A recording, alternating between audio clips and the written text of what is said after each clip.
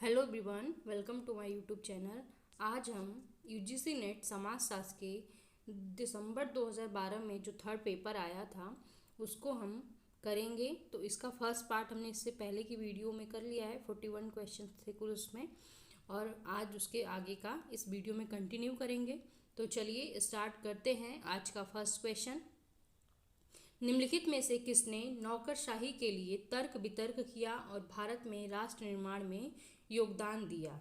Options हैं A R Desai, G S Ghurye, Ruth Benedict या फिर एस सी दुबे। इसका जो राइट आंसर है वो है ऑप्शन सी, रूथ बेनेडिक्स। अगला क्वेश्चन है, धर्मनिरपेक्षवाद धार्मिक भेदों से उत्पन्न होने वाली विभाजनात्मकता को नियंत्रित करता है और द्रुत विकास तथा राष्ट्र निर्माण की प्रक्रियाओं के लिए मार्ग भी साफ करता है। उपरोक्त कथन के अनुसार निम्नलिखित में से कौन सा धर्मनिरपेक्षतावाद का घटक नहीं है, वह आपको बताना है इस ऑप्शंस में से। ये रहे पूरे ऑप्शंस आपके।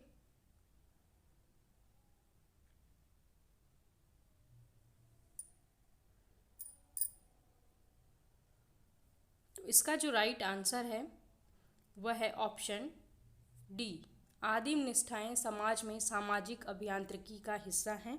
यह इसका घटक नहीं है। नेक्स्ट है कथन और कारण से संबंधित यह क्वेश्चन है। तो कथन दिया गया है, धर्मनिरपेक्षीकरण की अवधारणा का जिस प्रकार से भारतीय संविधान में उपयोग किया है उसका तात्पर्य है कि राज्य किसी भी धर्म को संरक्षण नहीं देता है। और कारण दिया गया है, आधुनिक समाज में धर्म का कोई महत्व नहीं रहा है। तो दिए गए कूट में से आपको राइट आंसर बताना है।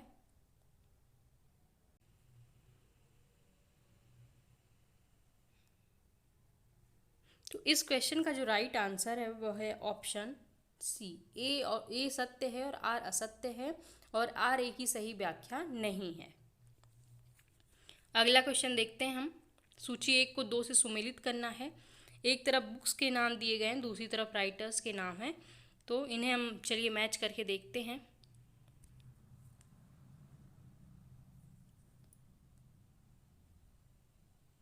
मॉडर्नाइजेशन ऑफ इंडियन ट्रेडिशन, ये बुक किसकी है? तो यह है योगेंद्र सिंह, यहाँ पे वाई सिंह लिखा है।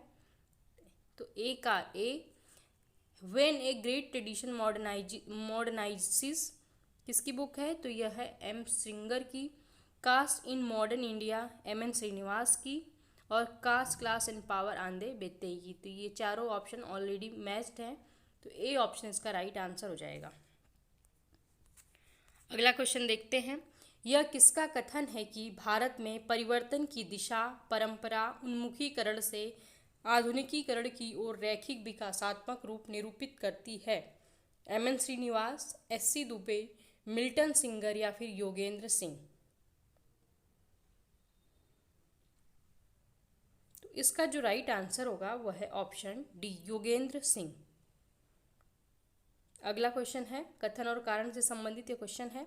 कथन दिया गया है कि कुछ विद्वानों का कहना है कि जिन देशों में हाल में समाजशास्त्र विषय का प्रारंभ किया गया है वहाँ विषय का देशीकरण करने की आवश्यकता है, और कारण है यह देशी विद्वता के विकास में सहायक हो सकता है और राष्ट्र निर्माण की प्रक्रिया में योगदान करेगा। तो कूट में से आपको राइट आंसर चूज करना है। इस क्वेश्चन का जो राइट आंसर है वह है ऑप्शन सी, ए और आर दोनों सही है और आर ए की सही भी व्याख्या करता है। नेक्स्ट है कथन और कारण का ही क्वेश्चन है। तो थर्ड पेपर में कथन और कारण से संबंधित रिलेटेड बहुत सारे क्वेश्चन आते थे जो कंफ्यूज भी करते हैं और इजी भी होते हैं।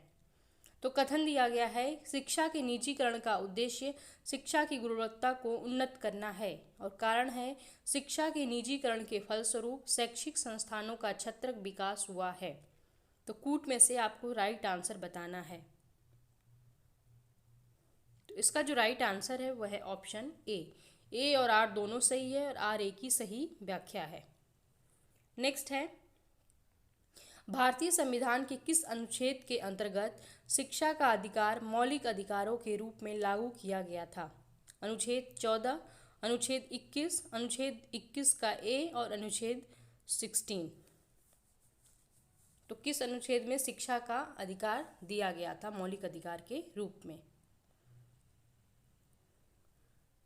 तो ये बहुत इंपॉर्टेंट अनुच्छेद पूछा गया है, हमेशा एग्जाम में पूछा जाता है। इसका जो राइट आंसर है ऑप्शन सी 21 के ए में। नेक्स्ट है कथन और कारण का क्वेश्चन है। कथन है, जहाँ तक शिशु स्त्रीलिंग लिंग अनुपात की बात है, उत्तर पूर्वी राज्यों में किसी संकट की स्थिति नहीं है। और कारण है, इन राज्यों में स्त्रियों की शिक्षा में वृद्धि हुई है। तो कूट में से आपको सही उत्तर देना है। इसका जो राइट आंसर है वह है ऑप्शन ए और आर दोनों सत्य है, परंतु आर ए की सही व्याख्या नहीं है। नेक्स्ट है, किस समिति ने पंचायती राज के लिए 3 स्तरीय व्यवस्था की सलाह दी? बलवंत राय मेहता समिति, अशोक मेहता समिति, संगमा समिति या फिर संसदीय समिति? तो ये क्वेश्चन भी बहुत इंपॉर्टेंट है, चाहे वो सोशियोलॉजी का नेट का एग्जाम हो, चाहे पीजीटी का एग्जाम हो, या फिर असिस्टेंट प्रोफेसर या कोई भी जो सोशियोलॉजी से रिलेटेड एग्जाम होते हैं उनमें ये क्वेश्चन बहुत पूछा जाता है। पंचायती राज से रिलेटेड क्वेश्चन तो आना ही होता है। तो इसका जो राइट आंसर है वह है ऑप्शन ए, बलवंत राय मेहता समिति में त्रिस्तरीय व्यवस्था की सलाह दी गई थी।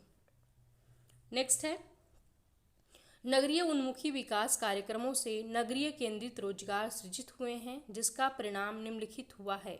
ग्रामीण से ग्रामीण प्रवसन, नगरीय से ग्रामीण प्रवसन, ग्रामीण से नगरीय प्रवसन या फिर नगरीय से नगरीय प्रवर्सन?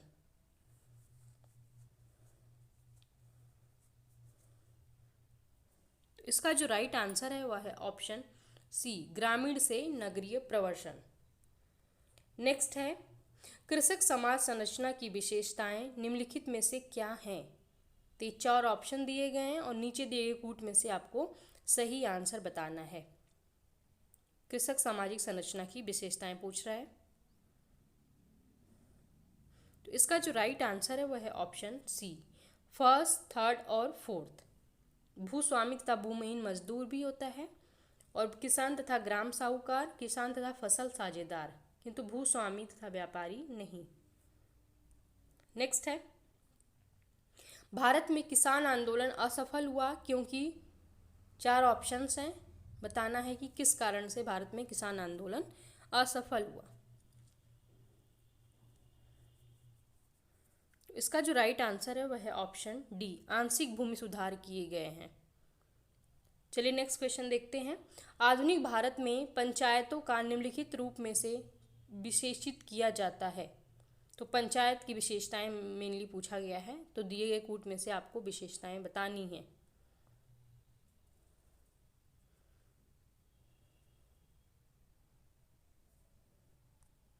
तो इस क्वेश्चन का जो राइट आंसर है वह है ऑप्शन बी। अगला क्वेश्चन देखते हैं। कार्यस्थल व्यवहार के मानव संबंध उपागम के बारे में नीचे दिए गए कूटों से सही उत्तर का चयन करें। तो ये कुछ ऑप्शंस दिए गए हैं, उसमें से आपको सही उत्तर बताना है।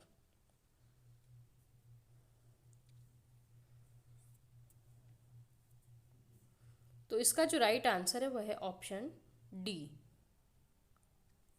अगला क्वेश्चन है, कार्ल मार्क्स के अनुसार स्तत्व अंतरण अथवा एलिनेशन किस कारण कारित होता है?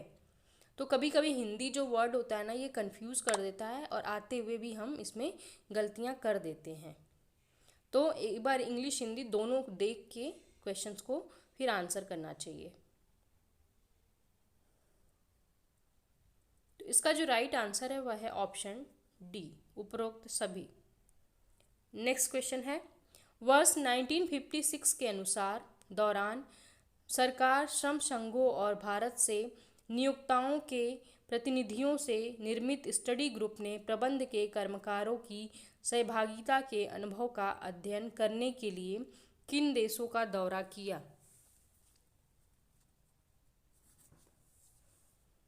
तो ये 4 ऑप्शंस हैं, इसमें से बताना है आपको। तो इसका जो सही उत्तर होगा वह है option C, UK, Sweden, France, Belgium, पश्चिमी जर्मनी और फिर यूगोस्लाविया। नेक्स्ट क्वेश्चन है, भारत में प्रबंधन के कर्मकारों की सहभागिता का कौन सा मॉडल कार्य कर रहा है? गुणवत्ता सर्किलस, संयुक्त परामर्श, सह निर्धारण या फिर स्व प्रबंध। तो कौन सा मॉडल काम कर रहा है? तो इसका जो सही उत्तर है वह है ऑप्शन बी, संयुक्त परामर्श। अगला क्वेश्चन है, सेवा SEWA यानी कि सेवा SEWA हिंदी इंग्लिश में कहते हैं इसे, के बारे में गलत क्या है? तो ये जो प्रोग्राम्स हैं इनके बारे में भी पूछा जाता है, तो हमें अपडेट रहना चाहिए। जितने भी प्रोग्राम बनाए जाते हैं ग्रामीण क्षेत्रों के लिए, महिलाओं के लिए, ये सब एग्जाम में पूछे जाते हैं। इसका जो राइट आंसर है वह है ऑप्शन डी, यह केवल अहमदाबाद तक ही सीमित है। नेक्स्ट है, सामाजिक विकास का सूचक कौन सा नहीं है? स्वास्थ्य में वृद्धि, जीवन यापन की गुणवत्ता में वृद्धि, शिक्षा में वृद्धि या फिर प्रति व्यक्ति आय में वृद्धि। तो सामाजिक विकास का सूचकांक पूछ रहा है और बताना है कि इसमें से कौन सा सूचकांक नहीं है। तो इसका जो आंसर है वह है ऑप्शन डी, प्रति व्यक्ति आय में वृद्धि सामाजिक विकास का सूचक नहीं है, बाकी ये तीनों ऑप्शंस हैं इसका सूचक है। अगला क्वेश्चन है, संरचनात्मक समायोजन कार्यक्रम जो 1980 में चालू किए गए थे, तृतीय विश्व देशों में बलात् चालू किए गए थे, इसके पीछे उद्देश्य क्या था? ऋण वसूल करना, भाई भतीजावाद रोकना, भ्रष्टाचार समाप्त करना या उपरोक्त सभी।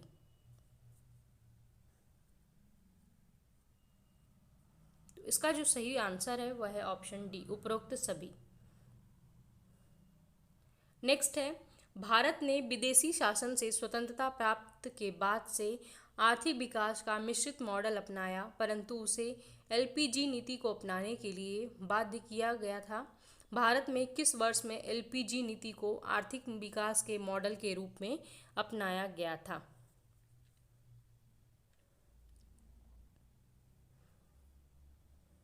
तो इसका जो राइट आंसर है वह है ऑप्शन सी, 1990 में LPG मॉडल आया था भारत में।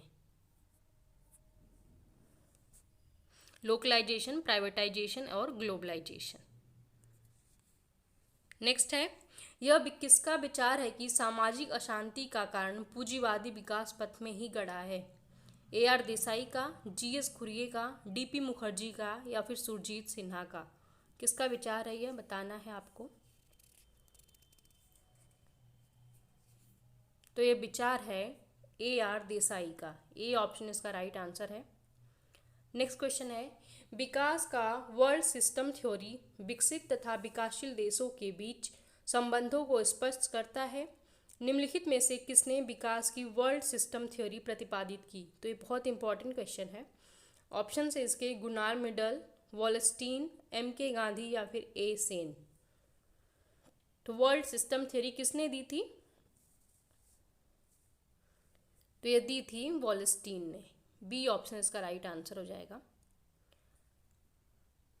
नेक्स्ट क्वेश्चन है, essay on the principle of population नामक पुस्तक के लेखक कौन है? G Marshall, MK Premi, T Malthus या फिर पीटर R कॉक्स। तो ये बहुत इंपॉर्टेंट क्वेश्चन है और इजी भी है, लेकिन बार बार एग्जाम में पूछा जाता है। इसका जो राइट आंसर है वह है ऑप्शन सी, T माल्थस। अगला क्वेश्चन देखते हैं, जनसंख्या का अध्ययन करने के लिए सामाजिक केशिका सोशल कैपिलैरिटी की अवधारणा का उपयोग किसने किया है? ऑप्शंस हैं थॉमस माल्थस ने, हर्बर्ट स्पेंसर ने, डेविड हार्डीमैन ने या फिर डी ड्यूमो ने। तो सोशल कैपिलैरिटी की भी क्वेश्चन बहुत बार पूछा गया एग्जाम में, और सोशल कैपिलैरिटी की अवधारणा दी है लुइस ड्यूमो ने। तो डी ऑप्शन इसका राइट आंसर हो जाएगा। अगला क्वेश्चन है, प्रजनन शक्ति के निर्धारकों की किसने विस्तार से व्याख्या की है? कार्ल मार्क्स ने, किंग्सले डेविस तथा जूलियस ब्लैक ने, डबलडे ने या फिर पीटर बर्गर ने। तो प्रजनन शक्ति के निर्धारकों की व्याख्या किसने की है? तो की है वो किंग्सले डेविस तथा जूलियट ब्लैक ने। बी ऑप्शन इसका राइट आंसर हो जाएगा। अगला क्वेश्चन है, निम्नलिखित में से क्या जनांकीय प्रक्रियाओं से संबंधित है? प्रजनन शक्ति, मृत्यु दर, प्रवसन या फिर रुग्णता या अस्वस्थता की दर। तो दिए गए कूट में से आपको सही आंसर बताना है।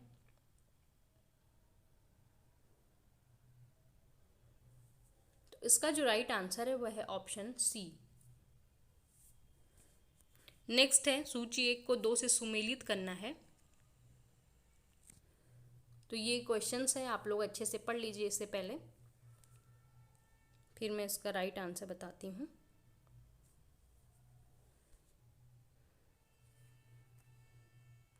तो इसका जो राइट आंसर है वह है ऑप्शन बी। आप लोग वीडियो पॉज करके इसे मैच कर लीजिएगा और पढ़ लीजिएगा। अगला क्वेश्चन है, कथन और कारण से संबंधित क्वेश्चन है। कथन दिया गया है, महिला एवं बाल विकास नीति संरक्षणात्मक विभेदीकरण कहलाती है, और कारण है इसका, यह केवल स्त्रियों के लिए लाभदायक है। तो दिए गए कूट में से आपको राइट आंसर बताना है। तो इसका जो सही आंसर है वह है ऑप्शन ए और आर दोनों कथन ही सही हैं। नेक्स्ट है, भारत में लिंग तथा विकास पर परिप्रेक्ष्यों का सही अनुक्रम बताइए। कल्याण, सशक्तिकरण तथा विकास, सशक्तिकरण, विकास तथा कल्याण, विकास, कल्याण तथा सशक्तिकरण, या फिर कल्याण, विकास तथा सशक्तिकरण।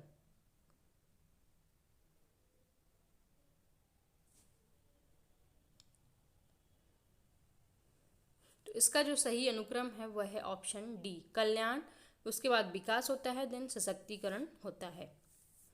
डी ऑप्शन का राइट आंसर हो जाएगा।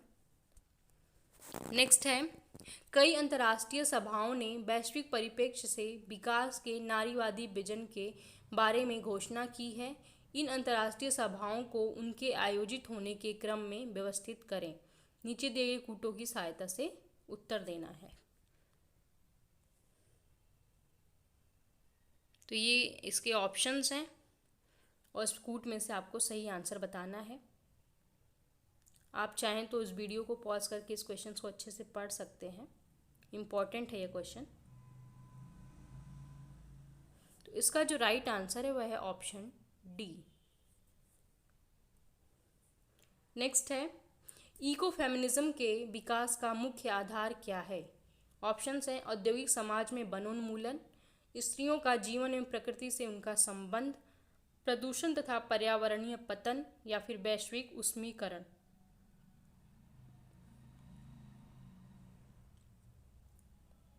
तो इको फेमिनिज्म का आधार क्या है? स्त्रियों का जीवन और प्रकृति से उनका संबंध। बी ऑप्शन इसका राइट आंसर हो जाएगा।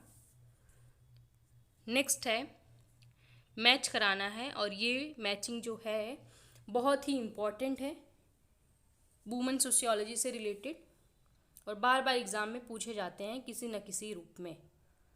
तो आप लोग अच्छे से देख लीजिए पहले ऑप्शंस को।